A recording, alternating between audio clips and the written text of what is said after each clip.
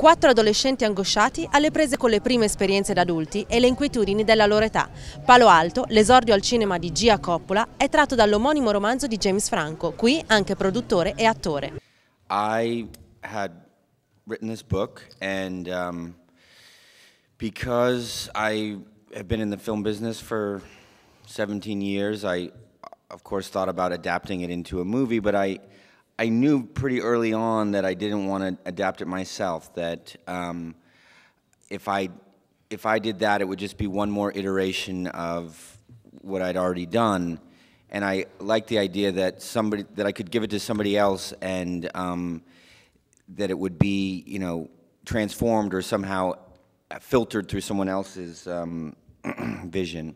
Gia had the right spirit, that we were in sync aesthetically, and that she was doing stuff with youth and really bringing out the spirit of youth in a way that kind of transcended, you know, teen genre stuff. And I thought that was perfect, and that was exactly what I was trying to do with the book. So I contacted her and I said, I think I said, this might be crazy, but I think you should direct the movie version of this book. And she read it, and she said she was interested. And then it took a little while. It took a couple of years, I guess, but she put it together. And I had faith. You know, she hadn't done a feature, but I had faith that she was the right person, and she would, you know, be able to do it. And I think I was right. It just was sort of a nostalgia for being young, I think, and in that process of making it, it came off that way. And I love movies about teenagers, and I just felt like there hadn't been one that I really liked in a while, so that wasn't just sort of a goofy one. It really represented what it felt like to be a teenager. My experience as being a teenager, the dialogue was spot on, and it was just great. Yeah, it was amazing working with Jackie and Gia about the yearning for innocence. I think that, I mean, for me at least, I didn't really realize that that was the direction that it was going until I saw the way that it was edited, and there's a really like tense feeling, and instead of feeling bad for these teenagers that are doing drugs and having sex, you feel for them. I think that Gia wrote characters that have extreme depth, and they're just not shallow characters. You really care about them individually, and you're rooting for them. And yeah, you want them to get their lives together because of the way Gia wrote.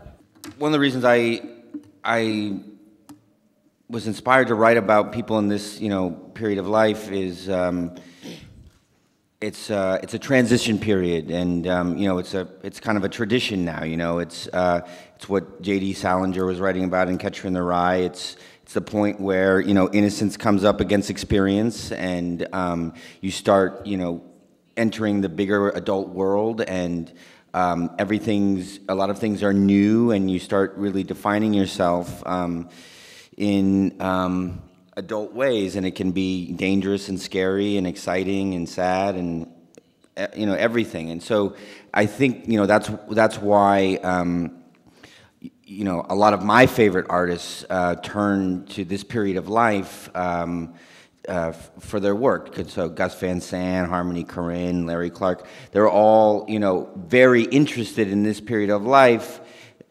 because it's such a vital time, and so much happens, and you can, as a creator, get so much from your characters and your work because the subject is so vital, and it always will be, as long as, you know, as we're human and we grow. You know, this will always be a vital period to examine.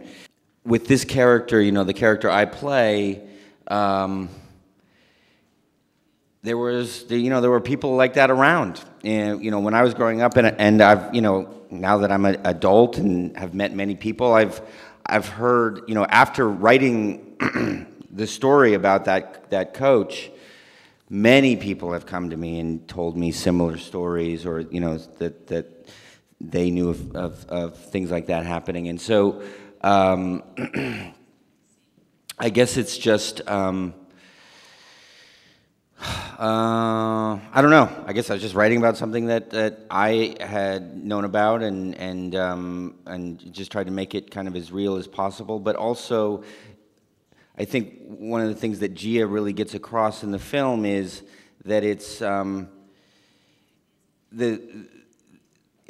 especially scary because the lines are so blurred. You can, so easily kind of fall into the situation because he doesn't seem like a bad guy, and maybe even in his head he doesn't, he kind of justifies his actions and